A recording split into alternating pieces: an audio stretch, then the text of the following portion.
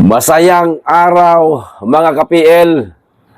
Meron na namang binigay na bagong impormasyon ang ating bubuwit, mga kababayan. Tungkol pa rin po ito sa paggigipit sa ating pangalawang Pangulo. Hindi ho sila makontento, mga kababayan, dito sa impeachment na ikinakasah nitong mga iilang mambabatas. Sa bagay, nabasura, mga kababayan, o ipagpapaliban. Kaya ngayon, nakaisip po sila ng bagong gagawin ho nila, mga kababayan. Laban pa rin po ito, syempre, sa ating pangalawang Pangulo. Ito ho, ibinigay lamang sa akin. Screenshot po ito ng conversation pa rin nila, mga kababayan. Ano ho? Maaaring totoo ho ito, o maaaring hindi. Pero, malapit na po ito maganap, mga kababayan. Ito ho ang sabi, ilalagay ko na rin dyan para mabasa nyo ho. Ayan napakaikli lang naman, June 9 daw, ikakasa ang malaking rally against BP Inday Sara Duterte, mga kababayan. Ito ang nakakagulat, malaki ang pondo na binuhos nila Tamba gamit ang mga alagad ng NPA at RISA, mga kababayan. Malaki ho ang pondo. Pinondohan talaga, mga kababayan, itong planong pagpapatalsik, pagpapa-impeach, o kung ano man ang plano nilang gawin sa ating pangalawang Pangulo, Inday Sara.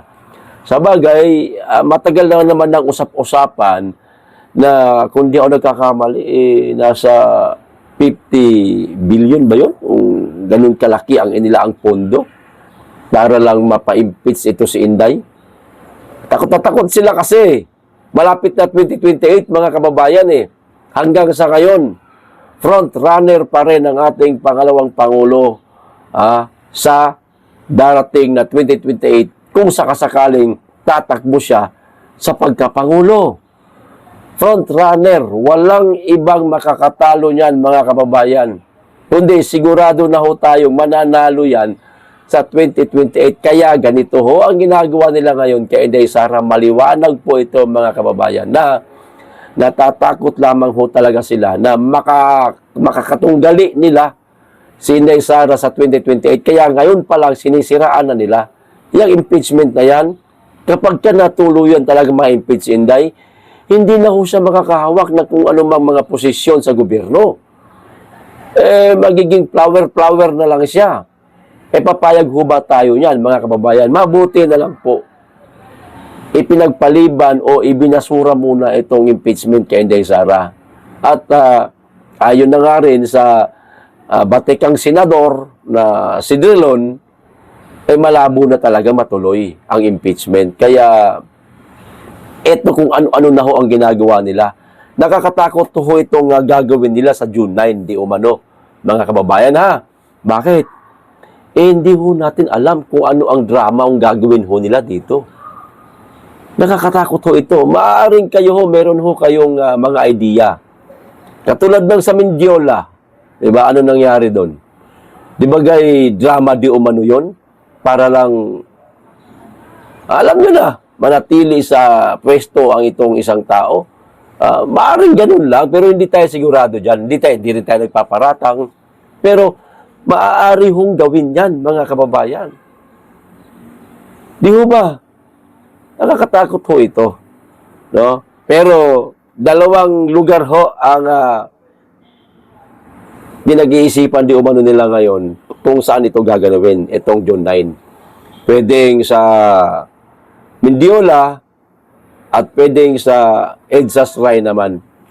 Yan lang po ang pinagpaplanuhan kung alin dyan sa dalawa. Ngayon, sa June 9, mga kababayan, kung totoo man ito, na gagawin talaga nila ito, malakihang rally laban sa ating pangalawang Pangulo, mag-antabay ho tayo sa mga lugar na yan. EDSA Shrine at saka sa Mendiola. Kung wala, hindi na ako maniniwala dito sa aking bubuit. Hindi na ako maniniwala dito, mga kababayan. Pero, para sa akin, Malabo ho kasing hindi ho ito totoo. Bakit? Dati ho siyang parang si Ka Eric ba? Ganon. Dating kadre si Ka Eric, ganon. Parang ganon ba? Dati siyang nasa grupo nila. Ayan, lumabas, nagising, nagbalik loob sa pamahalaan. Ayan.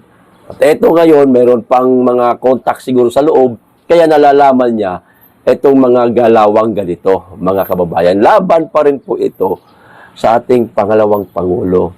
Nakakatakot ho ito. Kaya kung meron ho kayong mga oras sa mga araw na yan, itong June 9 nga, mga kababayan, ako pumunta talaga ako, pero hindi ako makikihalubilo sa kanila. Hindi ako didikit. Distansya, malayo lang. Yung bang makikita ko lang kung ano yung mga ginagawa nila, at least kung meron mang mga drama na mga magaganap, nakuhahanan po natin ng video.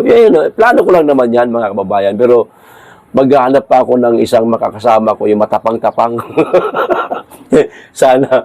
sana mayroong sumama sa atin. Okay, yan po ang info sa akin ng ating bubwit, mga kababayan.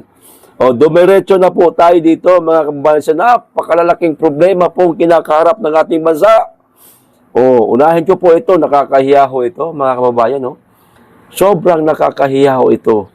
Grabe. Nangunguna ang Pilipinas sa buong mundo. Nangunguna. Congratulations, Yor. Ano kaya ito? Ito na. Sa mga bansang mapanganib, mga putragis, nakakahiya nga. Mapanganib para sa seguridad ng turista. Batay sa pinakabagong inilathala ng comparison online platform sa Hello Safe, mga kababayan. Hindi na po natin babasahin itong kahaba-haba po na balita nitong balita dahil nauunawaan naman po na natin. Ulitin ko pa, lagapak ang ranking. Kita nyo na, Pilipinas, pinakadelikadong bansa para sa turismo. Ayon po ito sa Hello Safe, mga kababayan. Kaya naman pala lagapak ang ating turismo, mga kababayan. Bilib na nga lang ako dito sa mga ibang foreigner na nakikita ko, kasabay ko sa mga flight, sa mga palipara na meron pa rin parang mga foreigner na namamasyal sa ating bansa sa kabila ng mga balitang ito. Pero maswerte, kahit paano may mga pumapasok ng mga foreigner, pero lagapak na nga, mga kababayan, dahil nga ayon nga dito sa ginawang survey nitong Hello Safe, lagapak ho ang Pilipinas. Pinaka delikado para sa mga turista. Ayan. Yan po ang yan po ang achievement ng Marcos administration. Lagapak ang Pilipinas. Kinatatakutan. Delikado ito. Baka magtuloy-tuloy ito, mga kababayan. Madamay pa kung sino man susunod na magiging Pangulo ng ating bansa. Ayan, tanong kung bababa itong mama. Di ba? Ito pa isa. Daming problema ho Napakaraming problema, pero inuuna ho nilang yariin itong ating pangalawang Pangulo na maganda naman ang ginagawa. Di ko maintindihan. Imbis na unahin itong kahirapan, itong katulad dito, itong pagiging lagapak ng Pilipinas dahil isa sa pinakadelikadong bansa sa buong mundo para sa mga turista, noona pa nila yung impeachment ni Inday. Anak ng patola talaga. Ito pa. Naku, mas lalo na ito, mga kababayan. Natalakay ko na ito nung isang araw. Ayan, ang sabi, lalo pang tumaas ang utang ng Pilipinas, mga kababayan, sa 16.7 trilyon nitong pagtatapos ng Abril ayon sa Bureau of the Treasury. Isa yang panibagong record high. Mas mataas ito ng 0.3 41% kumpara noong Marso, mga kababayan. Grabe naman ito. Isa yang panibagong record high daw, mga kababayan. Grabe na. Saan na pupunta yung mga inuutang natin, mga kababayan? Mr. President, wala kami nakikita mga project ho ninyo. Saan ho ba napupunta yung inuutang ninyo? At kami ho magbabayad dyan, Mr. President. Ayuda, ayuda, ayuda. Itigil nyo ho yung ayuda. Hayaan nyo pong maghanap buhay ang mga taong tamad. Lalo nilang ginagawang tamad Hindi nga tayo sigurado kung yung 5,000 natatanggap ng mga tao na yan, napupunta talaga sa hapagkainan. Baka naman si nanay, si tatay, lasenggo, lasenga, ayan, gato ganyan, naglalaro ng scatter, baka gumagamit pa ng pulburon. Nagagamit sa hindi maganda yung ayudang ipinamimigay ho ninyo. Trabaho po ang kailangan ng tao, hindi ho ayuda, Mr. President. Hindi ho namin kayo pinabatikos, humihingi pa nga kami ng tulong sa inyo. Trabaho po ang ibigay ninyo sa tao, hindi po ayuda. Yan po ang importante. Okay, dagdag ko pa ito isa, mga kababayan, maganda rin to Ito nako, mas kawawa ho ito. Grabe ho ito, mga kababayan. Mas maraming kawawa ho nito ng mga kababayan natin. Ayan The Philippines unemployment rate continued to edge up in April, mga kababayan. Tumaas ang utang, tumaas din po yung mga walang trabaho nating mga kababayan. Coming in at 4.1% from 3.9% in March, mga kababayan. This translates to 2.6 million jobless Filipino. The underemployment rate also climbed to 14.6% in April from 13.4% in March. Kita nyo na, mga kababayan. Hindi na ho ito biro. Yung ganito karami pong walang trabaho sa ating bansa. Ang iba ho dito, kung babae, desperada sa buhay. Halimbawa, wala nang pagkukunan talaga. Pwede pong magbenta na lang ng kanyang katawan para mayroong maitustos sa pag-aaral ng kanyang anak, pang-araw-araw na pangangailangan nila.